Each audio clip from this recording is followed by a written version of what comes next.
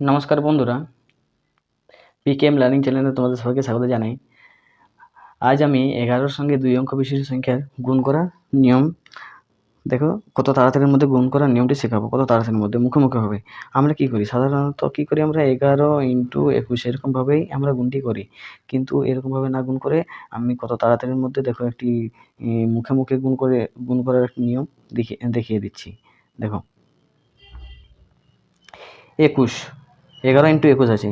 দেখো এই 21-এর আগে একটি আমরা আগে লিখে নেব। তারপর কি করব, এই দুজনের যোগ করব। 21 প্লাস এই 2 প্লাস 1, এই দুটি যোগ করলে কত হয়? 2 প্লাস 1 করলে 3, আর এই দুইটি যেমন আছে সেরকমই নিয়ে নেব। তাহলে 11 সঙ্গে 21 গুণ করলে হয় 231। ঠিক একই রকমভাবে দেখো 11 ইন্টু 58 আছে, সেটা কি করে গুণ করব?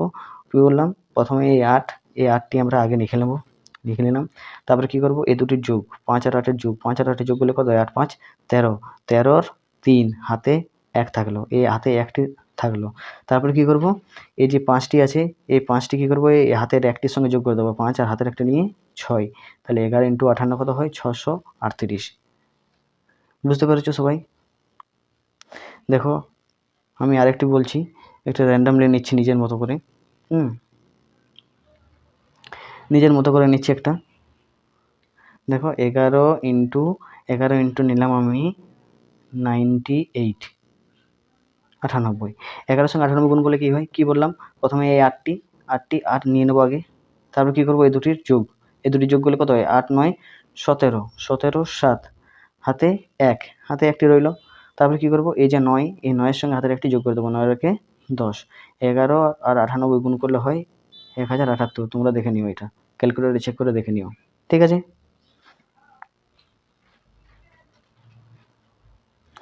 এরপর দেখো, এরপর কি আছে? 111-র সঙ্গে 3 অঙ্ক বিশিষ্ট সংখ্যার গুণ। 111-র সঙ্গে 3 অঙ্ক বিশিষ্ট সংখ্যার গুণ আমরা কেমন করে করব?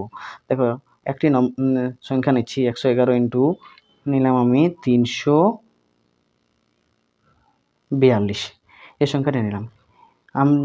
কি করে গুণ করব? ঠিক একই রকমভাবেই, হ্যাঁ, আমরা এরকম না গুণ করে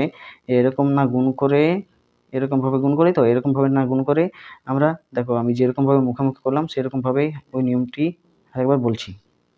প্রথমে কি বললাম, এই দুইটি আমরা যেমন আছে সেরকমই নেব। তারপরে কি করব, প্রথম দুটির যোগ করব। 4 আর 2 এর যোগ, 4 আর 2 যোগ করলে কত হয়?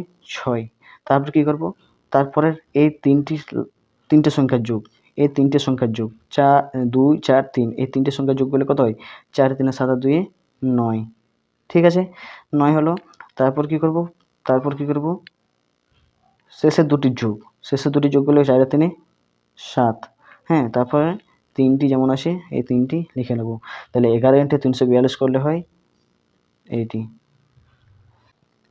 দেখো আরেকটি এরকম নিচ্ছি, না বুঝতে পেরেছো তো তোমরা, আরেকটি সংখ্যা নিয়ে নিচ্ছি, ঠিক বুঝতে পেরে যাবে। দেখো নিলাম 111 ইন্টু 545, ঠিক আছে? দেখো কি বললাম, প্রথমে 5 নেব, ঠিক আছে? তারপরে দুটি যোগ করব, প্রথম দুটির যোগ 5 আর 4 9। তারপরে কি বললাম, 3টির যোগ 5 4 আর 5-এর যোগ, 5 4 9 আর 5 14 4, 14 4 হাতে থাকে 1।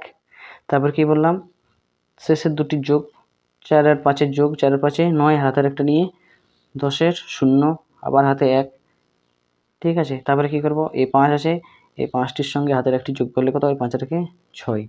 তাহলে অ্যান্সার কত হলো? 11 ইন্টু 545 সমান, এটি আমাদের অ্যান্সার। আশা করি বুঝতে পেরেছো।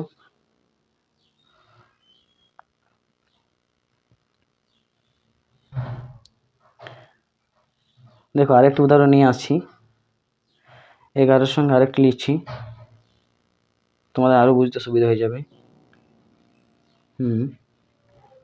বুঝতে আবার সুবিধা হয়ে যাবে। 111 ইন্টু নিলাম 9 9 9, 999। দেখো কি করব, কি বললাম, প্রথমে 9টি যেমন আছে সেরকমই নিয়ে নেব। 9টি 9 নিলাম, ঠিক আছে? 9 9। তারপরে কি বললাম, প্রথম দুটির যোগ করলে কত হয়? 9 আর 9 18, 18-র 8 হাতে থাকে 1। তারপরে কি বললাম, 3টির যোগ, তিনটে সংখ্যার এই যোগ 9 9 9 3 9 27, 27 আর 1 28 8, হাতে রইল 2, এবার হাতে থাকে 2, এটির আর কোনো খেল নেই, এবার হাতে রইল 2। তারপর কি করব, শেষের দুটির যোগ করলে কত হয়, 9 আর 9 18, 18 2 20, 20 0, আবার হাতে থাকে 2। তারপরে কি করব, এই 9 আছে, এই যে 9, এই 9 সংখ্যাটির সঙ্গে হাতে যে 2 আছে তার যোগ, 9 আর 2 11, এটি আমাদের অ্যান্সার। 11 × 999 হচ্ছে 1,10,889, 1,10,889, এটি আমাদের অ্যান্সার। আশা করি বুঝতে পেরে গেছো সবাই, কনসেপ্ট ক্লিয়ার। তাহলে 111 সঙ্গে যে কোনো 3 অঙ্ক বিশিষ্ট সংখ্যার গুণ করলে মুখোমুখি গুণ এরকমভাবেই করে নেবে। দেখো, একক সংখ্যা 5 থাকলে তার বর্গ বার করার সহজ নিয়ম। যদি কোনো 2 অঙ্ক বিশিষ্ট সংখ্যার একক সংখ্যা 5 থাকে, যেমন 15, যেমন 15 যদি বর্গ বাই করতে বলে স্কোয়ার, আমরা কি করে বাই করব, সহজে তাড়াতাড়ির মধ্যে কি করে বাই করব। দেখো, আমরা জানি 5-এর স্কোয়ার কত, এই যে 5-এর স্কোয়ার কত হয়, 25, হয় কি না, 5-এর স্কোয়ার হয় 25, আর একের পরের সংখ্যা কত, 2, একের পরের সংখ্যা 2, এই দুটির গুণ করলে কত হয়, 1 2 2, তাহলে 225, এটি অ্যান্সার। তাহলে 15-এর স্কোয়ার কী বললাম, কেমন করে বাই করলাম, প্রথমে 5-এর স্কোয়ার নিলাম, আর 1 যে সংখ্যাটা আছে তার পরের সংখ্যাটা দিয়ে তাকে গুণ করে দিলাম, সেটি আমাদের অ্যান্সার চলে এলো। তাহলে 15-এর স্কোয়ার কত হলো, 225। দেখো, এরকমভাবে আরেকটা নিচ্ছি, যেমন